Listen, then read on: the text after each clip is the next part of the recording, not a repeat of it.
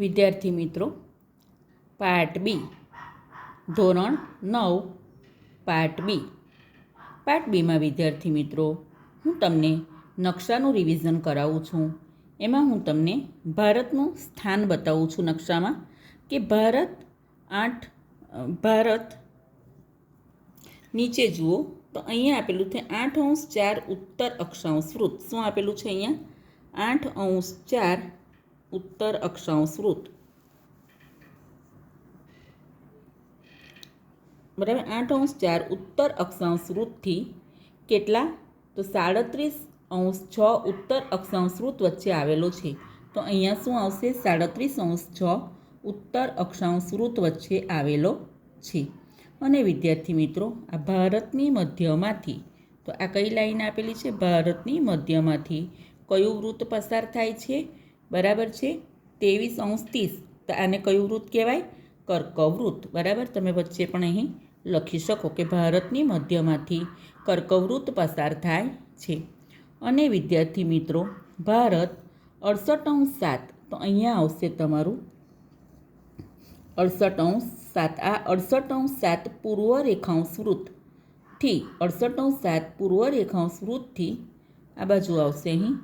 બરાબર છે, આડું લખ્યું છે.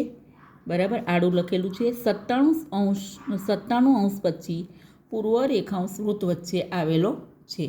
અને વિદ્યાર્થી મિત્રો, ભારતની પ્રમાણ સમય રેખા, તો અહીં આ તમને શું આપી છે? ઊભી લાઈન આપી છે. એને શું કહેવાય? ભારતની પ્રમાણ સમય રેખા. બરાબર છે, એ છે 82°30 પૂર્વ રેખાંશ વૃત્ત. તમારી પાસે નકશો હોય અને નકશાને તમે વચ્ચેથી વાળી દો, વચ્ચેથી વાળો અને પછી ઊભી લાઈન દોરવાની, એટલે એક્ઝેક્ટ એ જ જગ્યાએ આવશે. અને એના ઉપરથી કયા શહેર? તો એના ઉપરથી અહીંયા છે છત્તીસગઢ, અલ્હાબાદ, વારાણસી. આ શહેરો એના ઉપરથી પસાર થાય છે. તો વિદ્યાર્થી મિત્રો, ભારતનું સ્થાન, ભારત કયા કયા અક્ષાંશ વૃત્ત અને રેખાંશ વૃત્ત વચ્ચે આવેલો છે? તો ભારત 8°4 ઉત્તર અક્ષાંશ વૃત્તથી 37°6 ઉત્તર અક્ષાંશ વૃત્ત વચ્ચે આવેલો છે. અને ભારતની મધ્યમાંથી આડી લાઈન જે છે એ કર્કવૃત્ત 23°30 ઉત્તર અક્ષાંશ વૃત્ત કર્કવૃત્ત પસાર થાય છે. અને કયા રેખાંશ વૃત્ત વચ્ચે આવેલો છે? તો ભારત 68°7 પૂર્વ રેખાંશ વૃત્ત અને 97°25 પૂર્વ રેખાંશ વૃત્તોની તથા ભારત વચ્ચે આવેલો છે. તથા પ્રમાણ સમય રેખા જે અહીં ઊભી બ્લુ લાઈન દોરી છે એને શું કહેવાય? પ્રમાણ સમય રેખા. એના ઉપરથી અલ્હાબાદ અને વારાણસી શહેરો પણ પસાર થાય છે. 82°30 પૂર્વ રેખાંશ વૃત્ત.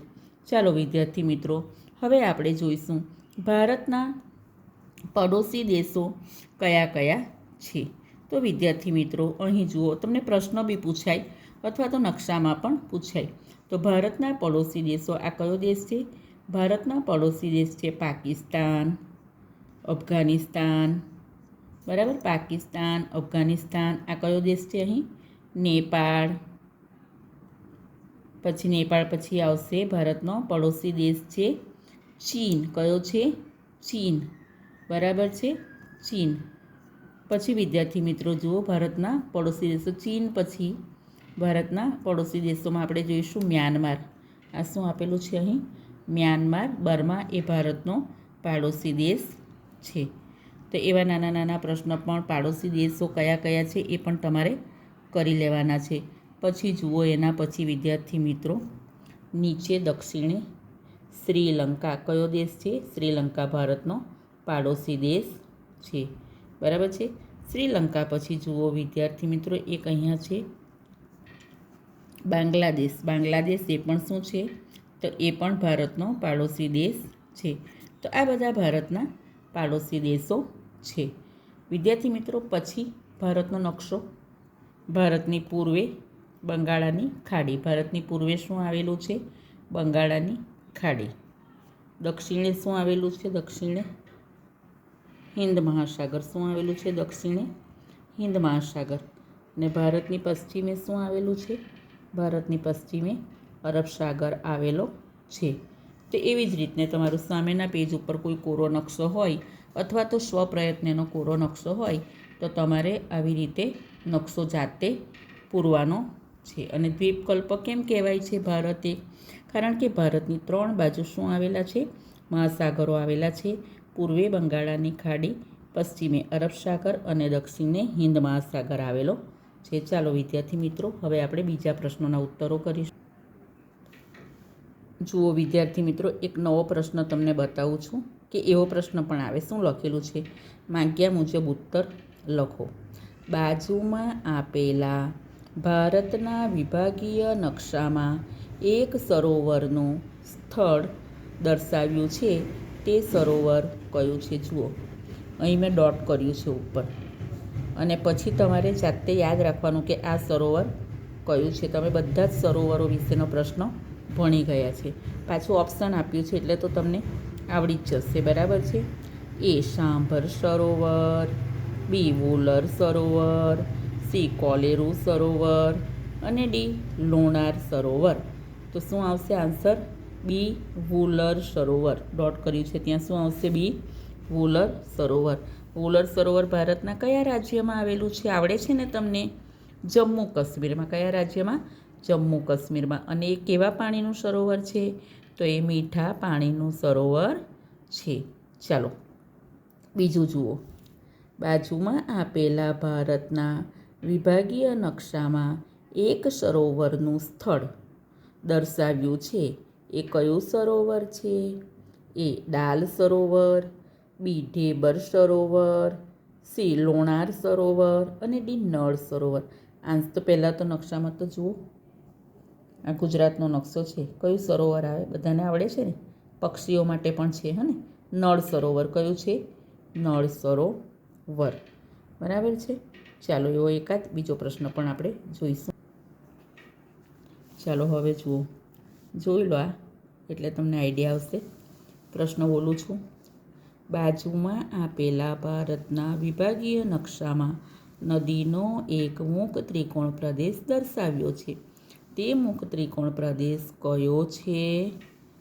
એ ગંગાનો મુખ ત્રિકોણ પ્રદેશ, બી કૃષ્ણાનો મુખ ત્રિકોણ પ્રદેશ, સી ગોદાવરીનો મુખ ત્રિકોણ પ્રદેશ અને ડી મહાનદીનો મુખ ત્રિકોણ પ્રદેશ. તો વિદ્યાર્થી મિત્રો, કઈ નદીનો મુખ ત્રિકોણ પ્રદેશ તમે અહીં બતાવશો? કારણ કે અહીં કયું રાજ્ય આવે? ઓડિશા. કયું રાજ્ય આવે? ઓડિશા. તો કયો મુખ ત્રિકોણ પ્રદેશ આવે? ઓડિશામાં તો કઈ નદી છે? મહાનદી. એટલે એને શું કહેવાય? મહાનદીનો મુખ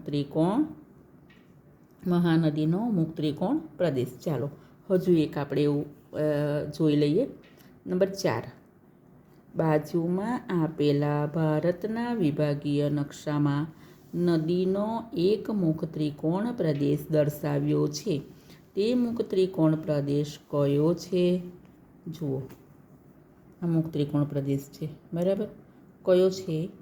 ઓપ્શન આપેલા છે એ જોઈ લઈએ આપણે.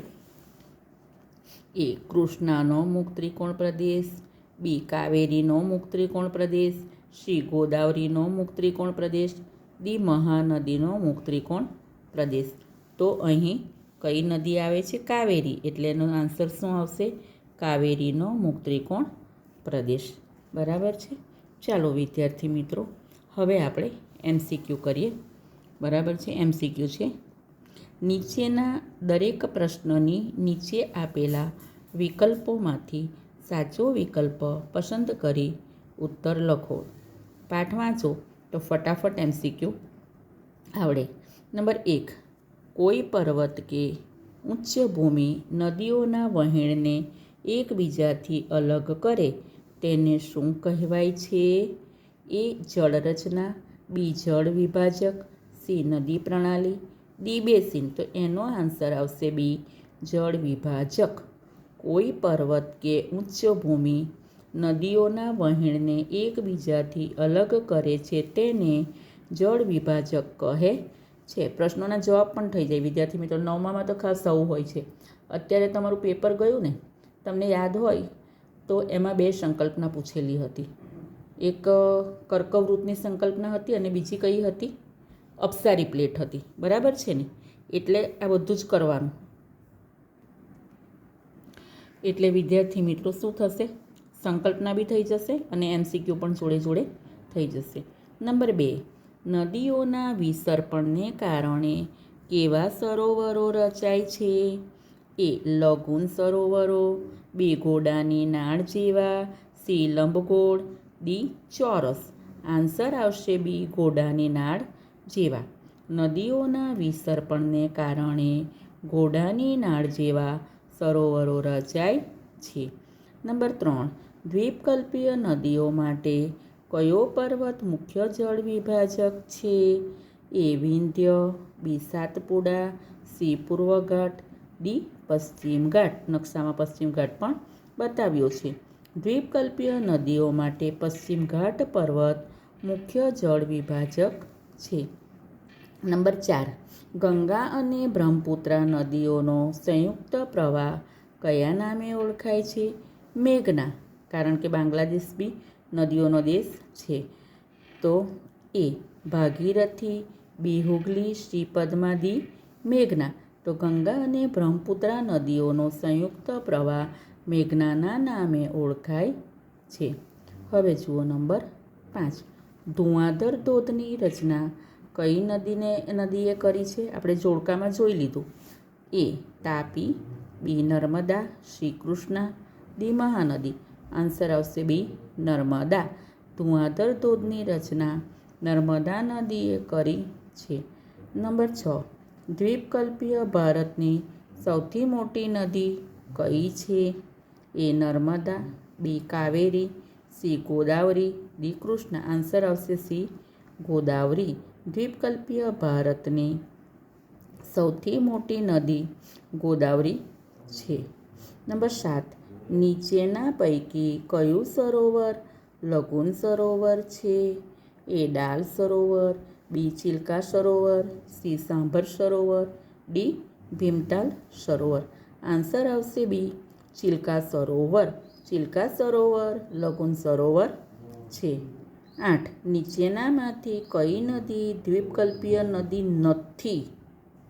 બરાબર છે. આપણે 2 પ્રકારની નદીઓ ભણ્યા છે, હિમાલયની અને દ્વીપકલ્પીય.